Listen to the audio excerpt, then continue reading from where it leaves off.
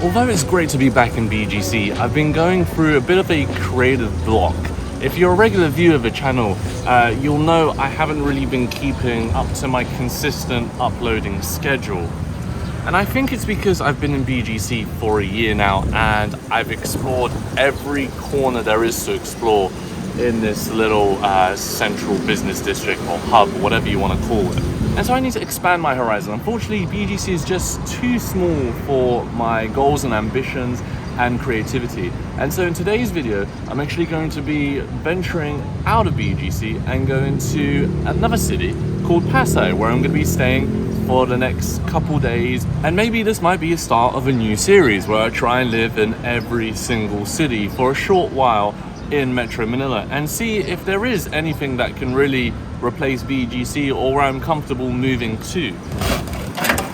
But I have a couple hours until I'm supposed to check into my Airbnb in Pasay, and so I'm going to stick around in BGC until then. I'm already sweating, look, I'm starting to sweat right now, as it's a cracking day here in Metro Manila. Nothing but blue skies and the sun up above. Who knows if that will change in a couple hours time. The weather changes here very drastically. But yeah, I'm going to be saying sayonara to BGC for now and going to Pasay later on in today's video. I'm looking forward to it. I'm going to see what that area is like to live in.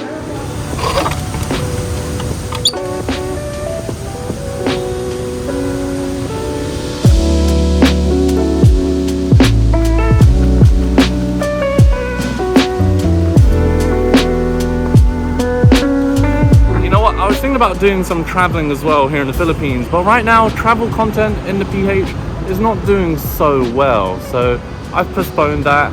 And in addition to that, the weather is a little bit hit and miss. Sometimes it's cloudy and rainy, sometimes it's sunny like it is today. One of my friends is currently in Siargao and the weather doesn't look too great in that area, but in the central Visayas area it's a bit hit and miss.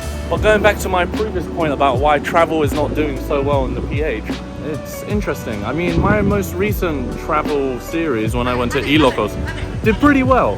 I'm pretty pleased with how that turned out. But for some reason, visiting areas like Siquijor isn't so rewarding. I don't know why that is. Maybe it's because a lot of people have been to Siquijor and you guys watching at home have probably watched a lot of travel content on places like Siquijor. So maybe you don't need another video of the same place from myself. And you know what? I've been a lot of places here in the Philippines to the point where I'm struggling to find inspiration where to travel to next. I mean, I haven't been to Davao well, I have been to Mindanao because I went to Siargao, but I don't know. The places that I've yet to visit are areas like Leyte and Bicol. It's tricky to plan my next series, especially when I've been here for a year and a half.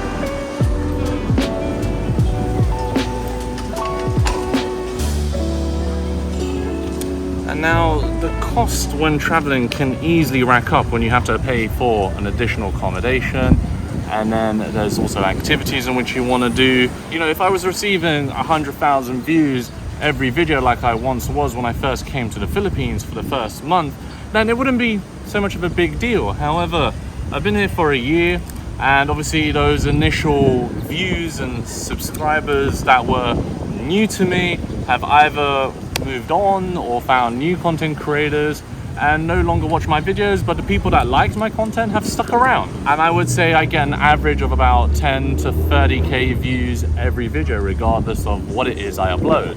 And sometimes the videos will pop depending on how the YouTube algorithm picks it up and wants to push it. Like one of my recent videos where I went to Shore Boulevard and checked out one of the condos at the Twin Oak condominiums, got 186,000 views. But I just want to let you know about the economics of YouTube, because the economics of YouTube can limit how much a creator does or where they go. And to constantly be splurging or traveling is not the most cost-effective thing to do, as I've seen from what other creators have been posting on the platform. There's currently a YouTuber who's somewhere on like 900,000 subscribers, close to 1 million. But from their video, I got the feeling that they were pretty much spending all that they were making, as in they were just breaking even, or maybe they were just saving a little bit of money. This game is very tricky and very hard to play, and you have to play it right if you want to sustain and do it in the long run. And maybe many of you watching at home think it's, you know, a lot of money and you can generate a lot of cash and income, etc. I think you can later on down the line if you're very strategic in how you go about it, and if you open up multiple businesses around your channel, then it can be quite lucrative, especially when you have a significant audience size and an audience with a strong purchasing power. That is very important because that's what brands want to pay for. If a brand wants to sponsor this video, they expect some sort of conversion or return on their investment. No brand wants to spend money advertising their product if they're not going to see a return on it. That's just how business works. So whenever I do a brand deal, if you guys actually purchase a product in which I'm endorsing, then that tremendously helps me build a good rapport and a relationship with the advertisers that I'm working with. Wow, it's getting real windy. And speaking on economics, I'm still paying for the scooter in the back, so let's get going.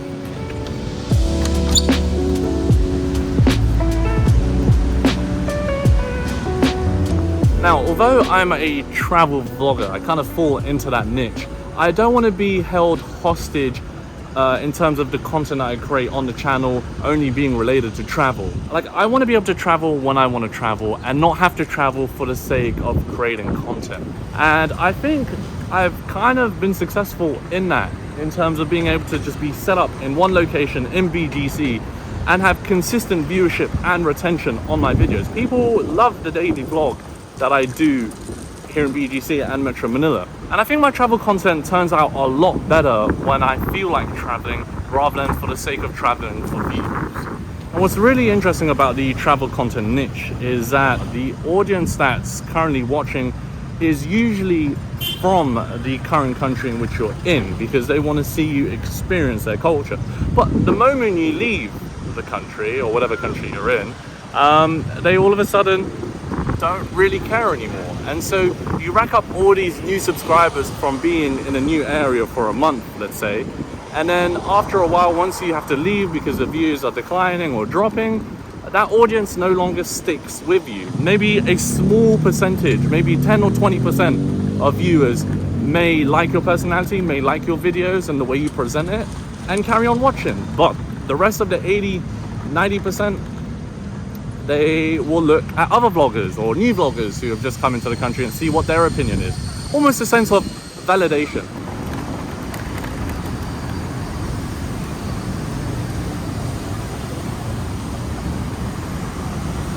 Riding that scooter around BGC for 31 minutes cost me 120 pesos in total. Not bad, but some might regard it as expensive. Anyway folks, that was some insights into running a YouTube channel. If you want to support the channel, links are in the description below.